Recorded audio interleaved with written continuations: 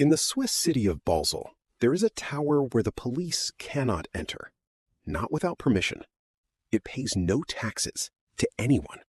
Its archives cannot be opened by any court in any country, ever.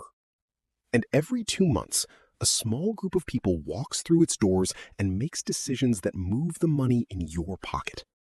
You've never voted for them. Most people have never heard of them. This is the Bank for International Settlements. And this is File 001. Basel, Switzerland.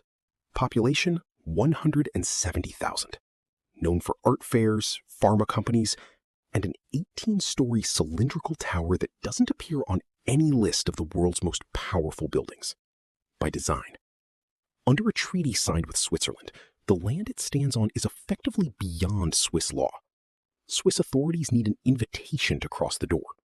Its correspondence is untouchable. Its vaults hold gold for central banks around the world.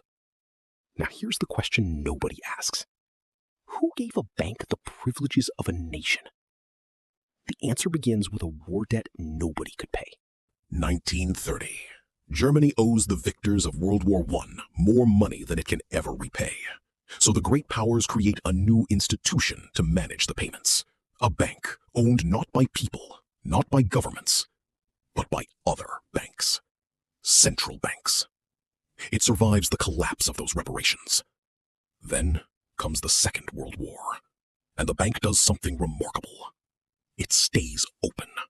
It keeps working with all sides. Gold looted by the Nazis moves through its accounts. After the war, there are calls to shut it down. The decision is even formally made. It never happens. The bank that should have died in 1945 instead becomes the most connected financial institution on Earth. Which raises the question, what exactly does it do today? Before we open the next page of this file, answer me this in the comments. Should any institution be above the laws of every country? Yes or no? The answers might surprise you. Today, 63 central banks are members. Together, they sit behind roughly 95% of the world's economy. The Federal Reserve, the European Central Bank, the People's Bank of China, all in one room. Every 2 months, their governors fly to Basel for private meetings. No cameras, no published minutes, no press conference.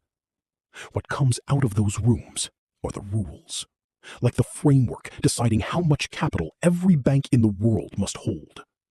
If your bank approves your mortgage or doesn't, part of that decision was shaped in Basel. They call it coordination. Others call it the central bank of central banks. But the file doesn't end in the present, because this institution has already designed what your money becomes next.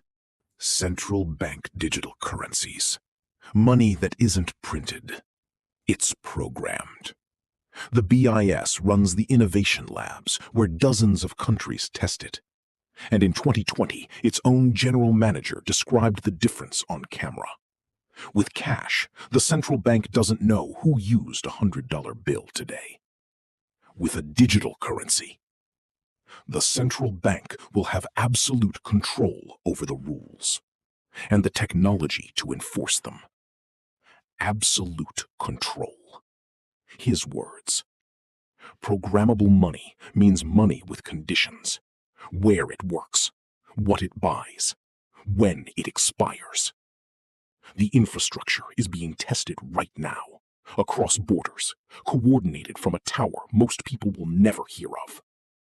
A bank born from a world war, immune to the laws of every nation, meeting in private, 63 flags at the table, engineering the next form of money itself. It doesn't hide. It doesn't need to. Invisibility was built into its charter. This file stays open because the tower in Basel is only one node in a much larger machine. In File 002, the buildings where that machine stores what it values most. subscribe before the next file is sealed.